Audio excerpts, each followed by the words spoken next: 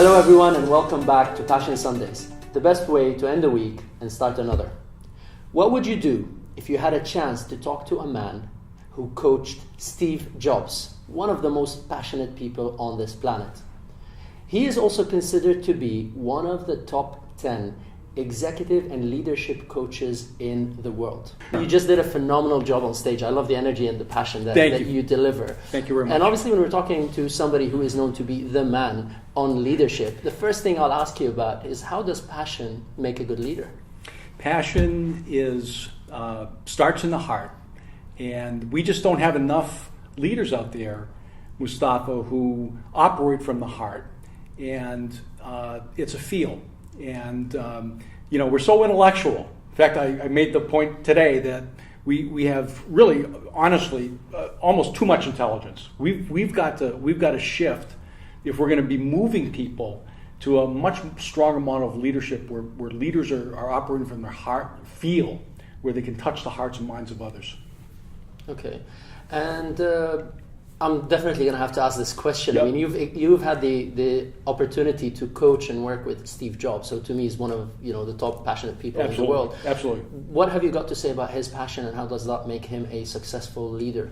I think the thing that I learned in 2 coaching sessions was his creativity, his innovation, his comfort with being uncomfortable, as being disruptive, thinking outside the box, never resting on laurels, continuous improvement, all of that energy he brought obviously to the world.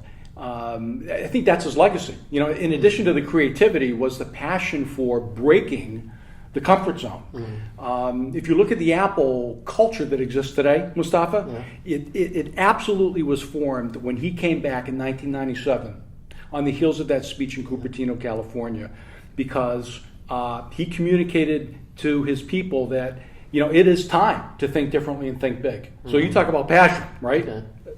This brings us to an important question. How do you transfer that passion? Because there are a lot of passionate people. Right.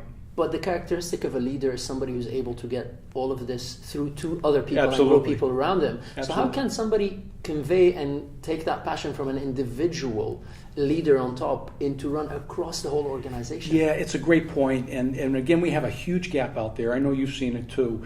Authentic. We need authenticity. And I think when we start to see leaders who are real. I mentioned today the CEO of Genpact, Tiger Tyagarajan. What an absolutely amazing CEO, 54 years old, running Genpact, 60,000 employees.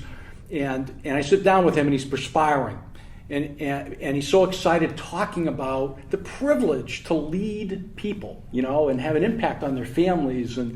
I was worried that he was getting sick. But in reality, he told me, he said, listen, how are people going to be passionate in my business unless I show passion? So we need more leaders to show passion. Don't be afraid to be passionate. Be a role model around that. I think also when you look at passion, it's going to come from giving people the sense that they believe that they have the skills and capability to drive the business forward. That's going to give passion and motivation. And I think a sense of being connected and aligned with a mission, that's going to drive passion. Well, I love the obvious passion and energy. Thank you very much. Thank you. I'm sure you all enjoyed and loved this with a passionate leadership coach. He's phenomenal. So thank you very much, John, for having us here. Really appreciate it. Thank you, Moustafa. Thank you.